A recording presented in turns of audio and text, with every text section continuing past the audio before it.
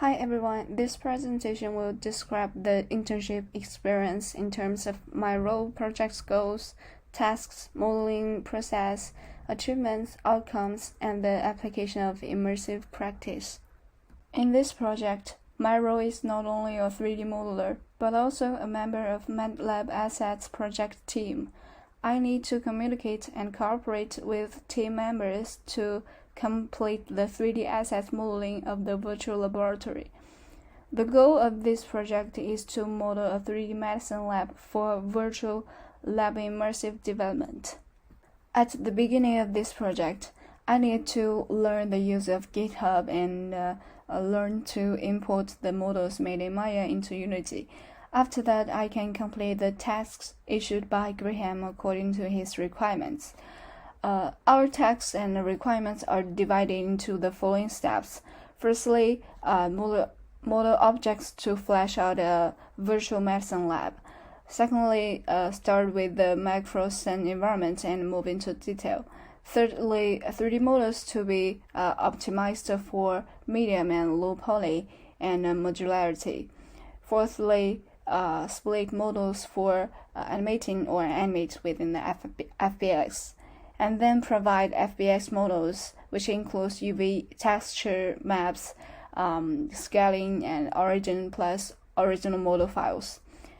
And find assets we can use via Unity Store or other sources.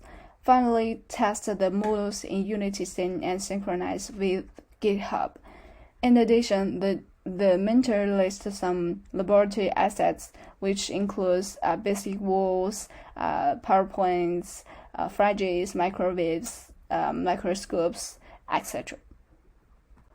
These pictures are white models that are not given UV maps and materials at the beginning of modeling, and I need to modify these original models according to the requirements of the mentor. For example, this trash can does not conform the low poly model because it has too many points and faces, which is a high poly model, so I changed it to another low poly trash can. And these folders include some model files, textures, and reference materials I made. These models are some 3D assets I made according to the photos of Medicine Lab.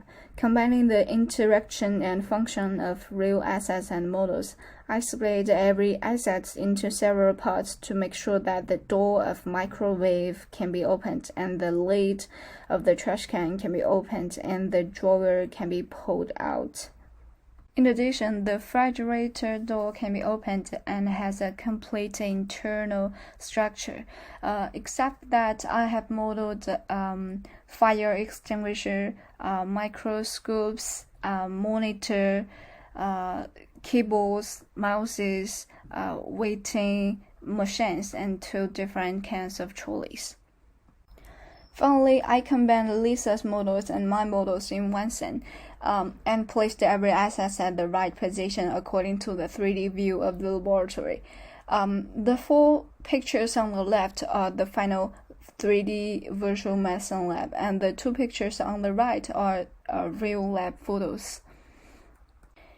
In addition, these pictures can also be compared to observe that the layout and the facilities of our models simulate the real laboratory environment and assets. The pictures above are the 3D models, and the pictures below are the laboratory photos. And these models are also modeled according to the photos. Modeling 3D virtual medicine laboratory based on real medicine laboratory has the following benefits for immersive practice.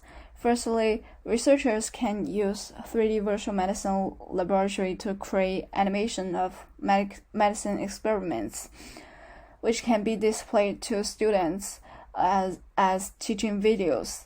In addition, the 3D virtual laboratory can also be displayed online as a model to relevant department personnel or funders to obtain the necessary funds or technical support for further medicine experiments.